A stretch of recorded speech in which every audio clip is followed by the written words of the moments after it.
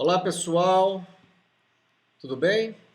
Hoje a gente vai falar um pouquinho sobre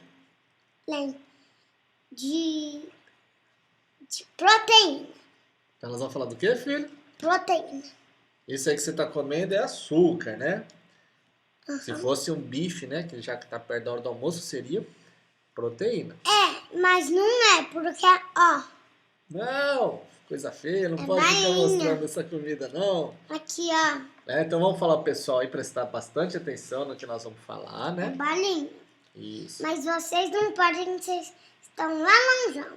isso. Fala assim, fala, quando acabar a quarentena eu levo balinha para vocês. Tá, daí eu levo. Então fala assim, então presta bastante atenção no que o papai vai falar, que ele vai falar sobre... Lembrando, proteína. Lembrou, não precisei nem assoprar, isso mesmo. Então vamos lá para a aula de proteína, pessoal. Vou agora transferir a imagem aqui, nossa, para a parte das proteínas. Então aqui eu separei uma aula que já está disponível para vocês aí no Moodle, né? As proteínas são moléculas orgânicas, né? E elas são as moléculas orgânicas mais abundantes nas células. Então se a gente tirar a água, né? Que é uma molécula inorgânica, né, deixando só as moléculas orgânicas, né, nós vamos observar que a maior parte da massa seca é proteína, né? E aqui nesse gráfico de pizza, a gente consegue ter uma noção da quantidade de proteína numa célula. Então aqui, ó, a proteína tem mais de 50%, depois vem os lipídios, os açúcares, os ácidos nucleicos e outras substâncias, né? Como, por exemplo, os sais minerais que ficam lá, outras substâncias que estavam dissolvidas no líquido, né? Vitaminas. Então, presentes em menores quantidades. Mas, olha, a proteína, a molécula orgânica mais abundante. E essas macromoléculas, né? Ou seja, as proteínas, elas são formadas por aminoácidos. Lembrando, né, que macromolécula é uma molécula grande formada por subunidades, ou seja, repetições menores. E no caso das proteínas, essas repetições, essas subunidades são os aminoácidos, tá? Então os aminoácidos, eles vão se ligar... O aminoácido, filho, os aminoácidos são subunidades das proteínas. Igual os alunos, né? Então, os aminoácidos, que são representados aqui por essa estrutura de carbono, hidrogênio, oxigênio e nitrogênio, são moléculas orgânicas também, né? Formadas por um grupo amino e um grupo carboxila, que é o grupo ácido. Ó, então, amino, ácido, que é mantido junto por um carbono central, que também está ligado a uma cadeia lateral ou grupo R, que é variável, que vai variar nos 20 diferentes tipos de aminoácidos. Tá? Então aqui nós temos os 20 diferentes tipos de aminoácidos, né? Os nomes dele: glicina, leucina, ácido aspartico, lisina, glutamina, né? Cada um desses aminoácidos aqui, eles foram agrupados de acordo com algumas das suas características, né? Então aqui em amarelo os apolares, em vermelho os ácidos, em azul os básicos, em verde aqueles polares, né? Então assim, o polar ele é solúvel em água, o apolar é solúvel em lipídio, né?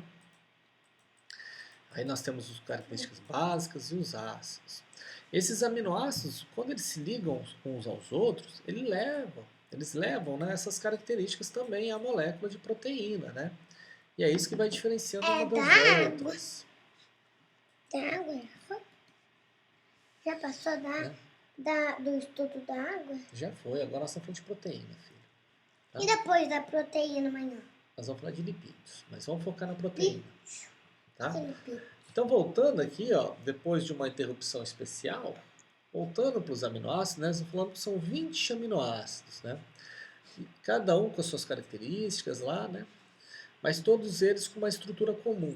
Tem o grupo amino e o grupo carboxila ligado aí para um carbono central. Esses aminoácidos, eles podem ser classificados como naturais ou essenciais. Os naturais são aqueles que o organismo tem as vias metabólicas para sintetizá-los. Então, os organismos são capazes de sintetizá-los. No caso das plantas, todos os aminoácidos são naturais, porque ela consegue sintetizar os 20. Né? Já para os animais, esse número varia. Né? Para os seres humanos, nós temos 12 naturais e 8 que são essenciais. Então, nessa tabelinha aqui, nós conseguimos ver os 12 aminoácidos que são naturais e os 8 essenciais, que são aqueles que a gente não produz, que precisa obter através da alimentação. A alimentação é comida. Não é papai. Isso. A síntese da proteína, né? Ou seja, um aminoácido se ligando ao outro, ocorre por uma reação de desidratação, que aí vai formar a ligação peptídica, que é a ligação que mantém dois aminoácidos unidos. Então aqui nós temos o aminoácido 1 e aqui o aminoácido 2. Eles vão se ligar. Como é que ocorre essa ligação? Ocorre do grupo carboxila de um aminoácido com o grupo amino de outro.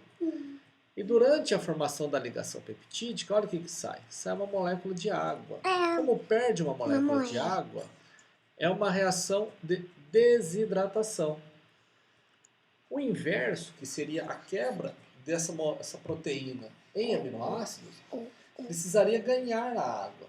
Aí seria uma reação de hidrólise, tá? Que é o inverso. Aí esses aminoácidos vão se ligando uns aos outros, né? E vão formando a estrutura da proteína. E a proteína, ela possui diferentes estruturas, né? Vamos falar delas agora, que são as estruturas primária, secundária, terciária e quaternária. A estrutura primária, ela nada mais é do que a sequência de aminoácido. Ou seja, aquela sequência de aminoácidos, que é uma glicina, leucina, e aí vai, valina, isoleucina, essa sequência, que é essa ordem que o aminoácido se apresenta na estrutura da proteína, é chamada de estrutura primária. É a sequência linear do aminoácido. E a informação para a ordem que esses aminoácidos vão aparecer, ou seja, para essa sequência de aminoácidos, está onde? Está lá no DNA, né? Lembram? O DNA tem informação, toda a informação do organismo. Aí aquela parte do DNA que é para um determinado RNA, ela vai ser transcrita, e aí nós chamamos de gene, essa região do DNA, vai ser transcrita em um RNA, e no caso do RNA que vai ser traduzido em proteínas, né, nós estamos falando aí do RNA mensageiro, eles vão lá para os ribossomos, e nos ribossomos ocorre a síntese de proteína. E essa síntese de proteína, né, que ocorre lá no ribossomo, vai ocorrer de acordo com a informação do mensageiro. Ou seja, vai ler ali os 3 primeiros nucleotídeos, é uma glicina. Vai ler de novo, é uma leucina. E vai lendo, e sintetizando aqui essa fita de aminoácido correspondente à estrutura primária da proteína. Depois que a estrutura primária já está pronta, ela vai começar a ser dobrada. E vai ser dobrada numa estrutura secundária, né? Que pode se apresentar na forma de alfa-hélice, aqui os aminoácidos, ó, tá vendo? Vamos se apresentar dessa forma aqui, que lembra um fio telefônico, né? Mas não é da época de vocês. Vocês têm que olhar como é que era o fio telefônico, era todo enroladinho, né? Todo crespo. Ou uma folha beta preguiada, né? Então pode se apresentar dessa forma ou dessa forma. Uma folha redonda.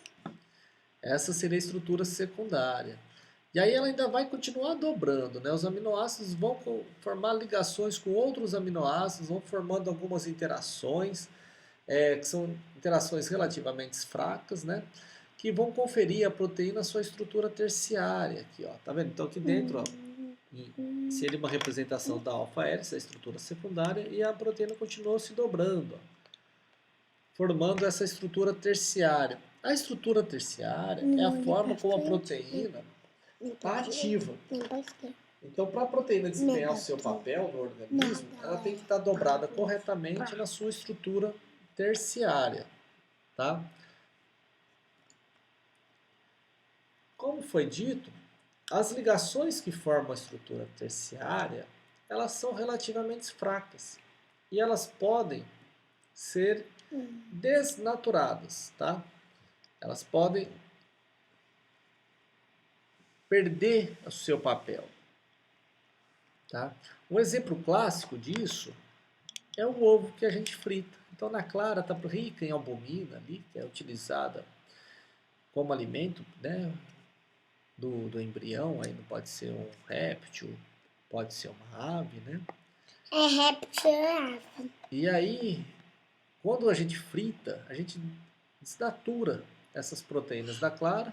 Aí, igual que está representado nessa figurinha, ela perde, desdobra ou perde.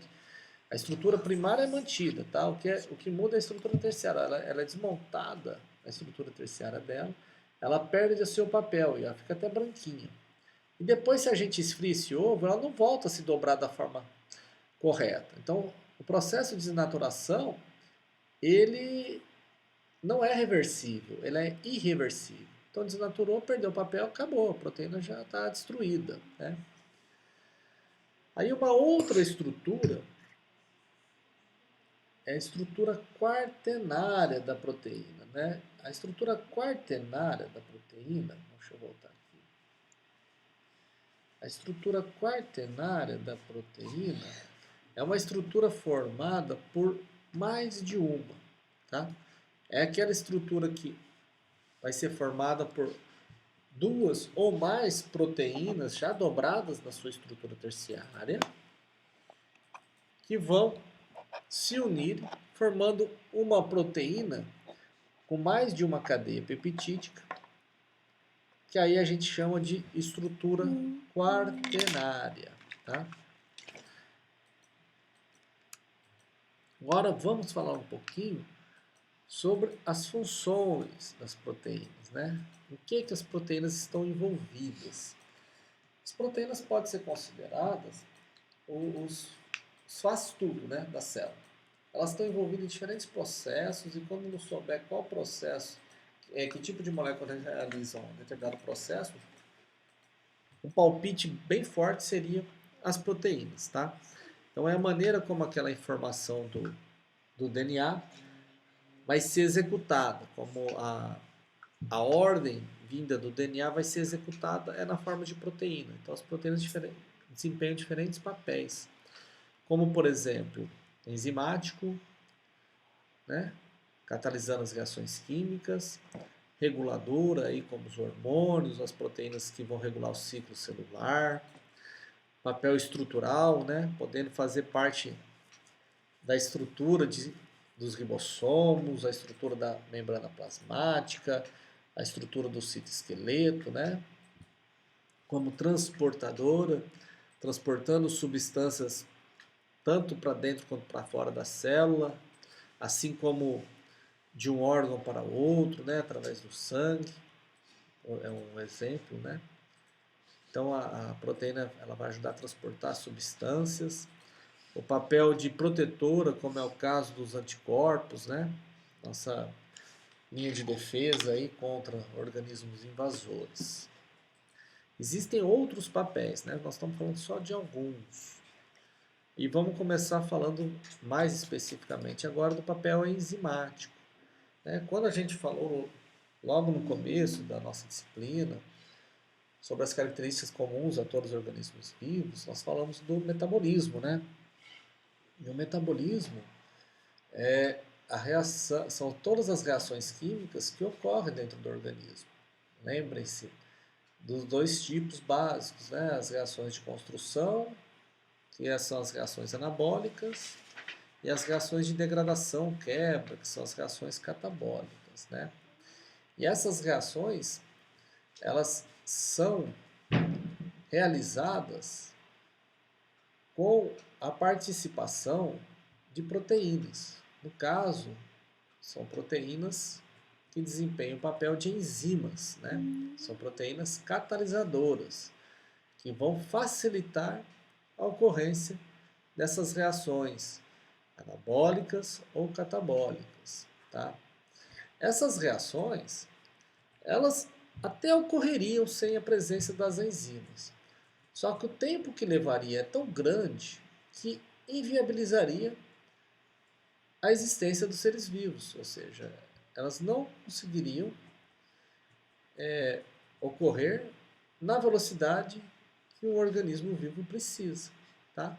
Então a importância das enzimas, né, é que elas viabilizam a ocorrência das reações químicas dentro dos organismos vivos, tá? E dentro do intervalo de tempo, ou seja, nas frações de segundos necessárias para que a vida exista. Pessoal, Esse esqueminha aqui, ó, representa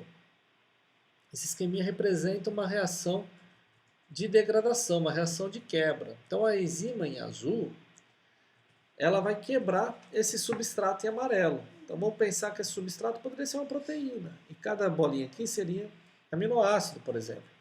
Então viria a enzima que se ligaria a essa proteína e quebraria ela, separando o aminoácido do outro, né? Então ela vai se ligar ao substrato. E olha como ela tem que se ligar de forma precisa, né? Que é o que a gente chama de chave e fechadura. Então ela tem que se ligar certinho para conseguir desempenhar o papel dela. Por isso que a importância dela estar dobrada da forma correta. Se a proteína não se apresentar na sua estrutura terciária da forma correta, e se ela for uma enzima, ela não vai conseguir se encaixar ao substrato e não vai conseguir desempenhar o seu papel, né? Então aqui é uma ilustração da importância dela estar dobrada corretamente. As enzimas são envolvidas em diferentes papéis do metabolismo. E o seu nome, né, quando a gente escuta o nome de uma enzima, ela já dá uma pista de qual é o papel que ela desempenha. Tá? Normalmente, o nome dela é formado pelo prefixo do substrato, que ela vai atuar, acrescido do sufixo ase. Por exemplo, a DNA polimerase. Ela vai fazer o quê? Um polímero de DNA, ela vai sintetizar o DNA. A amilase, né? Amil de amido, né? E lase, ela vai quebrar o amido. A lipase, ela é de lipídios, né? Ela vai quebrar as gorduras. As proteases, vai fazer o quê? Vai quebrar as gorduras, as proteínas, perdão. As proteases vai quebrar as proteínas e assim por diante. Alguns nomes, ao invés de dar pista sobre a substância, né, o substrato dela, dá pista sobre o que elas fazem, o papel dela. Por exemplo, as oxidases, elas vão catalisar a reação de oxidação. As redutases vão catalisar a reação de redução, tá? Mas sempre vem acompanhado aí do sufixo ase. Então é só uma pista, né? Para vocês, se vocês estiverem lendo lá um texto, falar amilase salivar, o que ela faz? Ela quebra o amido, né? E ela é produzida onde? Na saliva. Há uma peptidase, uma protease. O que ela faz? Ela quebra a proteína. Uma lipase, quebra o quê? Gordura. Então, é só para dar uma dica aí para vocês. Assim como a DNA polimerase faz o quê? Sintetiza DNA. E a RNA polimerase? Ela sintetiza RNA. Aí uma RNase, o que ela faz? Ela quebra o RNA. E uma DNase? Mesma coisa, quebra o DNA. Tá? Então lembre-se, nós estamos falando das enzimas, né? As enzimas, elas funcionam melhor a um determinado valor de pH e de temperatura, né? Vamos falar agora do pH. O pH onde a velocidade da enzima é máxima é o pH ótimo, né? Então, se a gente mudar o pH, vai interferir aonde? Na atividade enzimática, na velocidade da reação. Na figurinha, nós temos 3 enzimas. Uma pepsina, azul, a tripsina, em vermelha, e a amilase salivar, em verde. Percebam que a pepsina ela tem a sua velocidade máxima num pH ácido.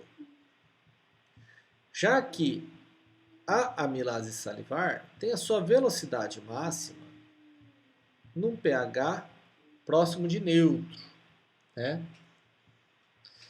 Já a tripsina, ela tem a sua velocidade máxima, olha aqui, ó, num pH alcalino, num pH básico, né?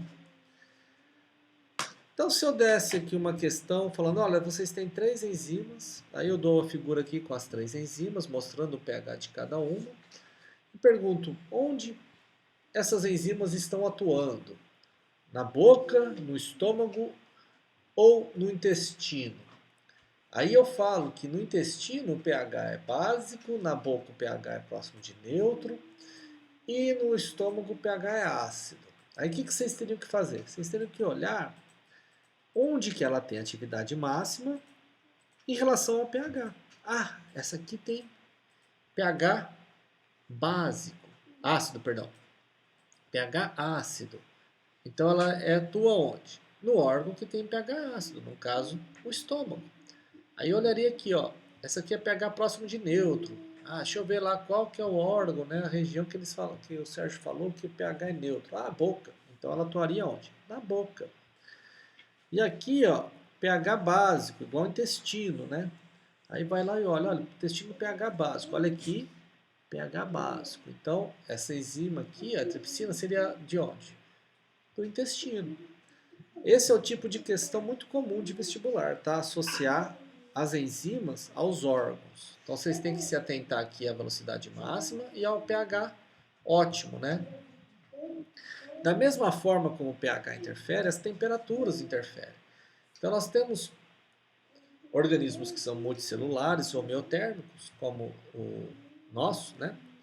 Os mamíferos e as aves, que têm a capacidade de regular a sua temperatura interna do corpo. Então, eles mantêm a temperatura interna e aí, independente do tecido, não varia. Então, nesse caso, todas as enzimas atuariam naquela temperatura ótima. Mas nós também temos aqueles organismos que são heterotérmicos, que não conseguem regular a sua temperatura e sofrem flutuações ao longo do dia, conforme o ambiente esquenta ou esfria, né? E isso pode afetar o papel das enzimas, né? Nós temos alguns organismos unicelulares que estão diretamente em contato com o meio, né? Vamos por assim, não tem uma barreira maior que a membrana plasmática. Então, se o meio esfria, ele esfria interior, vai esfriar e vai impactar na atividade enzimática, né? Mas nós também temos aqueles organismos que o ambiente dele adequado é um ambiente extremo, como por exemplo as fontes termais. E aqui neste gráfico, olha, eu estou representando dois tipos de organismo. O homem, né, que tem a sua temperatura regulada em torno de 36,5, né, e um organismo extremófilo, uma bactéria que vive em fontes termais, então água aí a 80 graus Celsius, né, próximo a vulcões. Então a temperatura ótima da enzima dessas bactérias, ó, é em torno de 80 graus, que é a temperatura do ambiente. Enquanto nosso ambiente interno é 36,5, a velocidade máxima vai girar em torno de 36,5, sofrendo alterações se é aquecido ou se é resfriado. Aqui embaixo segue uma sugestão de leitura para vocês, tá? Sobre as enzimas termoestáveis. É que mesmo quando tem mudança de temperatura, que aquece, elas não perdem o papel. Muitas delas são envolvidas em processos industriais, então segue aqui a leitura. Um outro papel das enzimas, o papel regulador, né? E aí nós estamos falando dos hormônios, das proteínas que controlam o ciclo celular, né? Então nós temos aqui o complexo CDK-ciclinas, que vão estar envolvidos no controle celular. Temos aqui os hormônios insulina e glucagon, que estão relacionados à absorção e liberação de glicose, né, pelas células. Temos uns outros exemplos aqui, são os neurotransmissores, né, que são proteínas que vão sinalizar de um neurônio para o outro conforme o impulso é transmitido. Tá? Então aqui temos alguns diferentes papéis reguladores das proteínas. Né? Então, além do papel enzimático e do papel regulador, as proteínas podem desempenhar um papel estrutural, que é fazer parte mesmo de um componente, né? Como por exemplo o colágeno, que está lá na matriz extracelular, formando os diferentes tipos de tecido, conferindo resistência, né? A queratina, que impregna a célula da epiderme e dá um papel de impermeabilizante, né, da nossa célula, impede que a gente perda, impede a perda de água para o meio, né? A actina e a miosina, que são proteínas do citoesqueleto, né, que vai compor o citoesqueleto celular, formando os filamentos de actina, os microtúbulos. A albumina, aqui a proteína mais abundante no plasma sanguíneo, desempenhando um papel de regulação, né, osmótica e também presente nos ovos, né, aí é onde vão servir de alimentos, fonte de aminoácido para os embriões. Então tem o papel enzimático, papel regulador, papel estrutural e agora também vou falar do papel transportador, né? As proteínas, elas podem atuar tanto no nível de membrana, em nível de membrana, no interior da própria célula, como também pode pensar no organismo como um todo. Elas ajudam transportando substâncias. Nós temos proteínas de membrana que vão transportar substâncias de um lado para o outro, para a célula, de dentro para fora, de fora para dentro. Temos proteínas do interior da célula que vão transportar as vesículas, né, para serem secretadas. Nós temos as proteínas que transportam o colesterol, formando o complexo LDL e HDL, né? Então, além do papel enzimático, papel regulador, papel estrutural, ela desempenha um papel transportador. Um outro papel das proteínas é o papel protetor, né? E aí, um exemplo do papel protetor são os anticorpos, né? Os anticorpos são produzidos em resposta ao antígeno, ou seja, a uma proteína invasora uma célula invasora do nosso organismo, por exemplo. Tem uma proteína que vai produzir um antígeno, que tem uma resposta antigênica, perdão. Aí essa resposta antigênica vai induzir a produção de anticorpos para o nosso corpo, e assim que se a gente tiver um novo contato com esse organismo, os anticorpos já vão reconhecê-lo e vão sinalizar para a sua destruição, né? Então aí são proteínas desempenhando um papel de defesa, né, do corpo.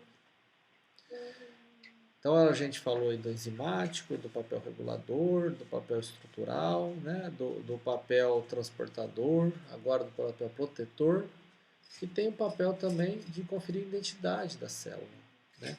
As proteínas de membrana, elas permitem que o organismo diferencie a sua célula das células invasoras. Então, fala, essa célula é minha, então eu não preciso fazer nada contra ela. Olha, aquela célula é invasora, vamos atacá-la. E o organismo tem esses meios de reconhecer.